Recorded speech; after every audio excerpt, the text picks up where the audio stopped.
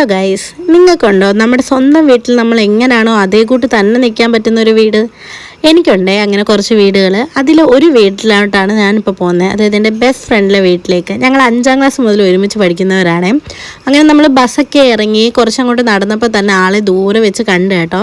ആദ്യമായിട്ട് വോട്ട് ചെയ്തതിൻ്റെ ഇങ്കൊക്കെ കാണിച്ചു തരികയാണ് കക്ഷി.